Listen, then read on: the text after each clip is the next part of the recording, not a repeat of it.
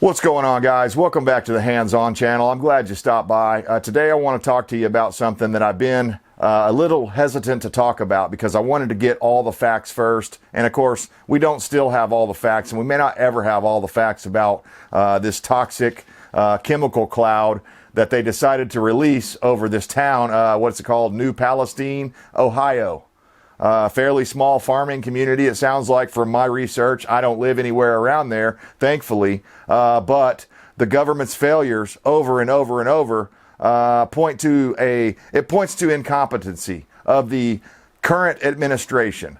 And I'm not just blaming Biden alone. He had nothing to do with this train derailment as far as we know, but his reaction or lack thereof speaks volumes to what he really cares about. Where he is today or yesterday now, as you guys are watching this video, speaks volumes to the priorities that he has in his administration. So before we dive into this tragic situation that's ongoing out in Ohio, I want to set the table, and we're going to talk about a little bit of a little compare and contrast, just to flash back a little bit. I'm sure many of you guys that are old enough, you remember how the media handled the entire Hurricane Katrina situation.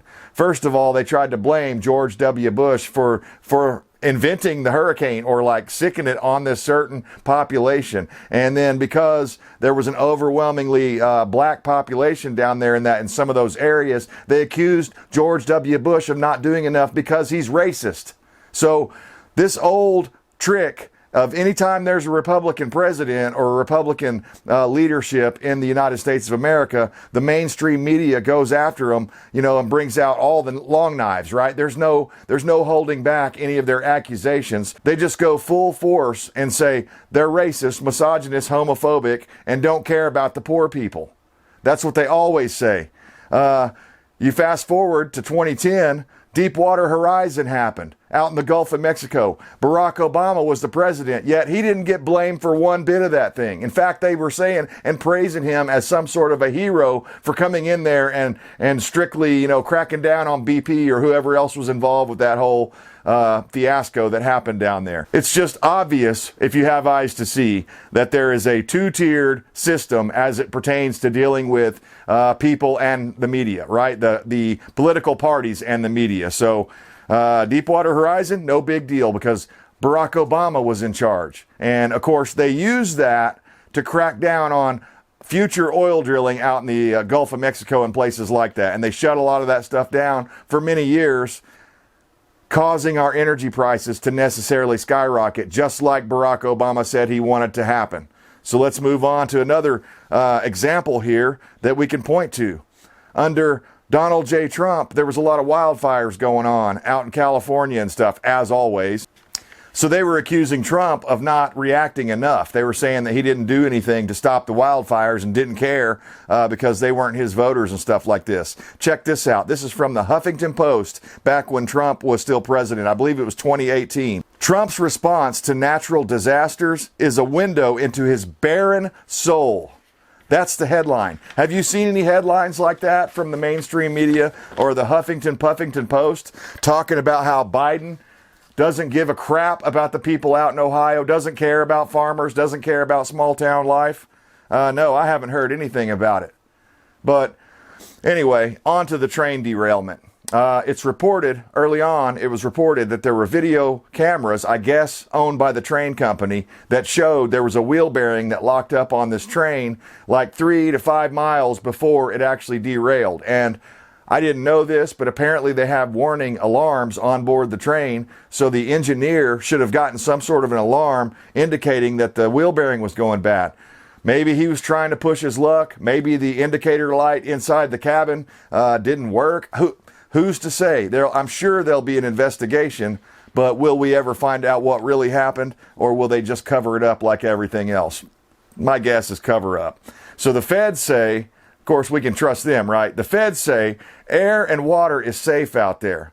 So all around that area, according to the federal government, it's safe to drink that water. And now there is a stipulation to that. They're saying the city, the processed water that the city's doling out, they're not saying it's safe to drink the well water. So not very clear instructions from the federal government. Of course, it begs the question, Do you still trust the federal government after everything we've seen with the mandated thingamajig we're not allowed to talk about, and just the handling in general of the COVID restrictions and stuff? Do you still trust them any farther than you can throw them? Because if you do, you're a special kind of stupid. Moving on. Reports of dead animals, and they're including like people's backyard chickens and stuff like that, are just came out this morning. All my chickens were dead. I wonder if it's because of the big toxic plume of vinyl chloride that they burned off, that they just decided to burn off because they said it was safer to do it that way. I don't know if that was the right thing to do or not. I don't know. That's beyond my pay grade. I'm not a chemist. I'm not a scientist. So maybe they did the only thing they could do. Maybe it saved it from getting deeper into the groundwater out there, because that is some nasty stuff, that vinyl chloride. And you would think that all of the train's equipment would be up to snuff. But perhaps, this is speculation, perhaps some of the reasons that, and I'm anti-union, just so you guys know, if you follow the channel, you know that I'm strongly opposed to unions, because they use their unions as political clout, and I don't like that. And they're always one-sided. I don't know of any Republican union. They're always Democrat unions, and they're funding all these Democrat PACs and stuff like this, and I don't like them. But the union was threatening to strike not long ago, saying that, hey, the work conditions are not safe, they're working us too long, all these complaints that were probably valid complaints. They were understaffed, they couldn't get enough people to come in there and work. But Biden, through his infinite wisdom, came up with some sort of deal that kind of forced them to keep going, even though in the end, I think the union members didn't get what they wanted, and they got burned by the commander-in-chief, the president of the United States, whether we like him or not. So the feds say they did a controlled release of this vinyl chloride. That's when they burned it up, because apparently, I'm not exactly sure, but I think it's in a gas form when it's pressurized in the container. But when it comes, maybe it's the other way around. Maybe it's in its liquid form when it's pressurized in the container. And then if it hits air, hits oxygen, it becomes very volatile and turns into a gas. And I guess that could have poisoned people. I don't know. I don't know what's worse, a toxic cloud of burned up vinyl chloride that looks like a mushroom cloud, or actually letting the stuff seep out. I don't know. We have to assume that the scientists and the people that are in charge of the government at least know what to do there. But I'm not so sure, man. People's animals are dropping dead. You know, the feds are saying, go ahead and drink the water and breathe the air. Everything's fine. Nothing to see here. And, you know, just so you know, vinyl chloride is some really nasty stuff. You don't want to be anywhere near it. I believe it's the stuff that they make PVC out of. I think that's what I was hearing. It's one of the uses, is they make PVC and other things like that out of it. We already talked about the mushroom cloud of toxic chemicals, and yet the Biden administration did nothing. Did nothing. So can you imagine, compare and contrast, let's back up to that for a moment. What if that would have been Donald Trump right now at the helm of this? Could you imagine how loud the media would be screaming at the top of their lungs of how he's a racist, homophobe, misogynist that hates everybody out in small towns because he wasn't handling it in the right way? Of course, that's assuming that Donald Trump would handle it in the same way as Biden, and that's not true. Donald Trump actually went to the disaster site to talk with people there. Biden hasn't done that. Let's read through some of these headlines and we can prove that to you. America last. Biden is in Ukraine. Trump is heading to Ohio. So this one was from the Gateway Pundit. Go check it out. It's a true story. Today, Biden was in Ukraine offering Zelensky millions of more dollars that he doesn't have, that the United States don't have. Getting us further involved into World War III blindly. In fact, a side note here, I heard Zelensky earlier today talking some crap about, to the Chinese, basically saying if China joined Russia, it's World War III. I mean, do you want Zelensky starting World War III on your behalf? Because if he does, whether we like it or not, the position that the Biden administration has taken is going to put us on the opposite side of the Russians and the Chinese, and that means nuclear annihilation. Something we ought to probably be a little bit worried about. But anyway, CNN. East Palestine, Ohio residents break out in rashes, report headaches after toxic chemical explosion. If it's giving you rashes, if it's killing your chickens, if fish are going belly up in the Ohio River, I think you've got a toxic chemical problem. You've got an environmental disaster caused by incompetence, caused by failing wheel bearings. You know, probably, I'm guessing train wheel bearings are probably a lot more money than a car wheel bearing, but let's say the train wheel bearing was $300. So because they didn't want to spend $300 on the part, or they were neglecting it, trying to put it off till the next maintenance interval or whatever, or they didn't want to pay the employee to go out there and repack the bearings, or however it works on train cars, because they decided to not do that, fish, chickens, people are going to end up dying over this thing, I believe. I'm glad I don't live out there. And if I were you, and I had any other way to get out of there for a while, at least until the dust settles from all this stuff,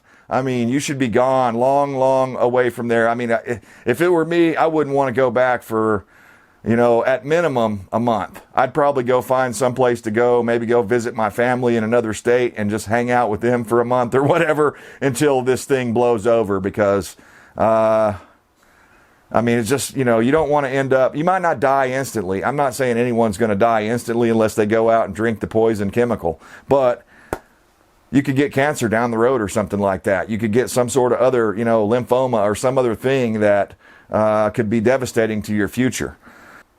So don't worry, though. We got Pete Buttigieg on the scene. He's going to send a stern letter to Norfolk Southern, and that's the train company. He's demanding leadership and support for East Palestine community. So that's very interesting. He's demanding leadership and support, which is what the East Palestine community has probably been expecting from the federal government, like FEMA. I mean, with an environmental disaster of this scale, you would think there would be FEMA all over the place every time you see the news. You'd think they would be coming in and going, okay, here's what you need to do. Here's fresh water, all this stuff. They're saying, no, go ahead and drink the water.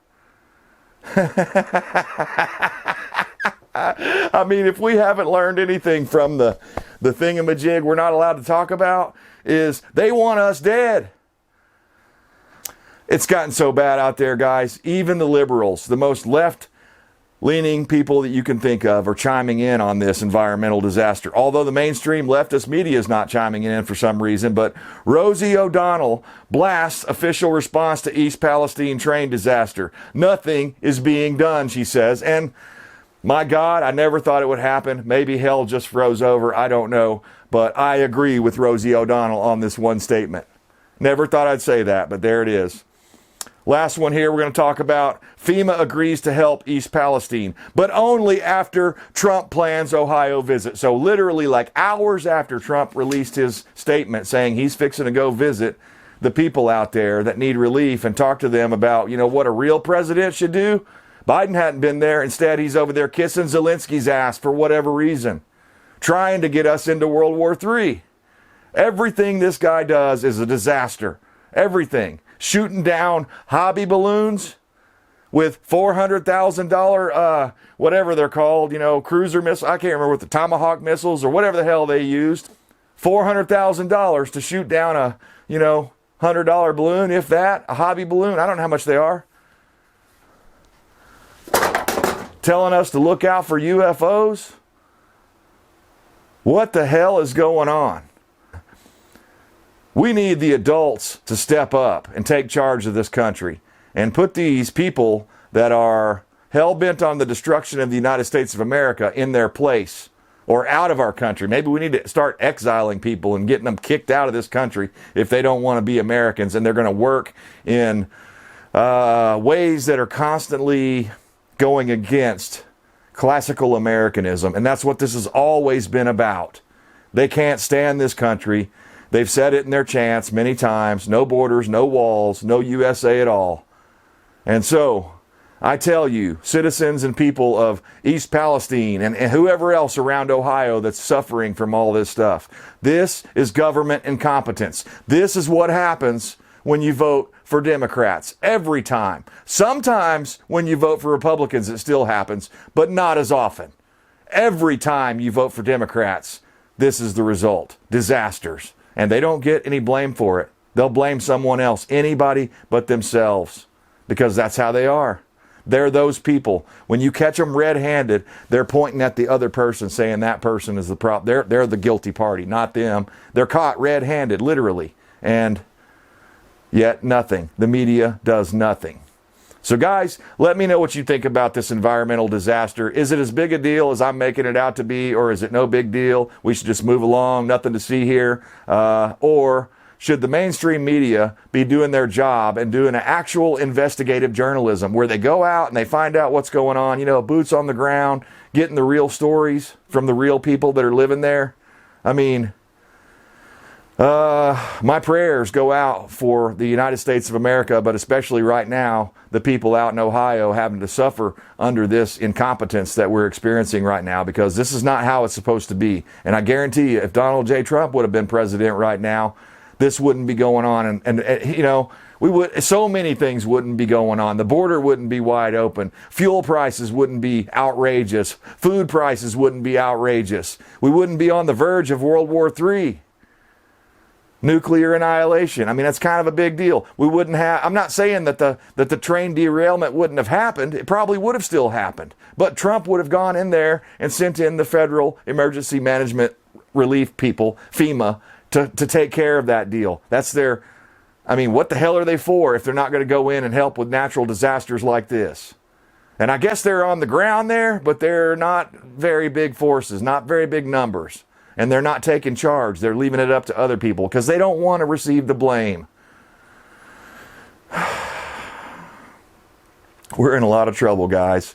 Part of the reason you haven't heard much from me here lately is that as I'm watching the news, I'm seeing how the system is deteriorating at an alarming rate. And as for me and my wife, we're doubling up on our preps. We're trying to get everything we can in order because, I mean, you just don't go on forever with clowns in charge and balloons floating around. I mean, I guess we all knew it was coming. It's a clown show. We knew the balloons were going to come out sooner or later, and the toxic mushroom clouds over farming towns and communities and stuff like that. I mean, this is devastating for so many people. So many people.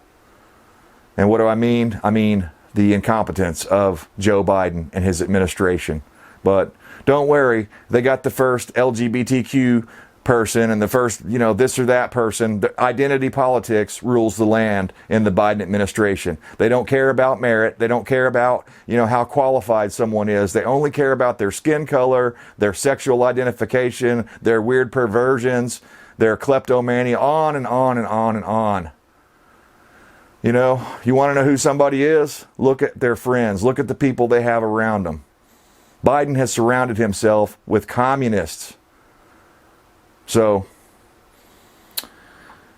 that's what you get. Lay with swine, you know, you're going to get pretty dirty. So anyways, guys, I appreciate you tuning in. Let me know what you think about all this down in the comments. I always love reading them. Hang in there. Please prep up now.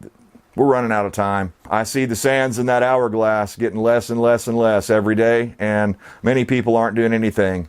When the SHTF does happen, they're going to freak the heck out and come for your stuff. So be ready. Be ready to defend it. As always, I stand for liberty. I hope you do too.